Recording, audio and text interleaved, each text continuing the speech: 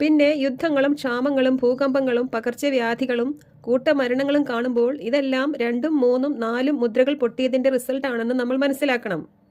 പിന്നെ അനേക രാജ്യങ്ങളിൽ ബൈബിൾ ബാൻ ചെയ്തിരിക്കുന്നത് കൊണ്ടും ക്രിസ്തുവിശ്വാസികളെ ജാതികളിൽ നിന്ന് പീഡിപ്പിക്കുകയും കൊല്ലുകയും ചെയ്യുന്നത് വർദ്ധിക്കുന്നതും കാണുമ്പോൾ അത് 5ആം മുദ്ര പൊട്ടിയതിൻ്റെ റിസൾട്ടാണെന്ന് നമ്മൾ മനസ്സിലാക്കണം. ഒപ്പം തന്നെ പൗലോസ് അപ്പോസ്തലൻ പറഞ്ഞതുപോലെ സത്യവിശ്വാസത്തിൽ നിന്നും അനേകർ വ്യതിചലിച്ചു പോകുന്നതും നമ്മൾ കണ്ടുകൊണ്ടിരിക്കുകയാണ്. യേശുക്രിസ്തു വന്നത് നമുക്ക് നിത്യജീവൻ നൽകുവാനാണ് എന്ന സത്യമെല്ലാം പലരും മറന്നുപോയിരിക്കുന്നു. സാമ്പത്തിക നേട്ടങ്ങൾക്കു വേണ്ടി മാത്രം യേശുവിനെ പ്രസംഗിക്കുന്നവരുടെ എണ്ണം കൂടിക്കൂടി വരികയാണ്. ഈ ലോകത്തിലെ ആവശ്യങ്ങൾക്കു വേണ്ടി മാത്രമാണ് ഇക്കൂട്ടർ യേശുവിനെ സമീപിക്കുന്നത്.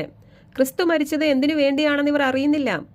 ഈ ലോകത്തിലെ ജീവിതത്തിനു വേണ്ടി മാത്രമാണ് നിങ്ങൾ ക്രിസ്തുവിൽ പ്രത്യാശ വെച്ചിട്ടുള്ളതെങ്കിൽ നിങ്ങൾ എല്ലാ മനുഷ്യരെക്കാളും നിർഭാഗ്യരാണ് എന്ന് വചന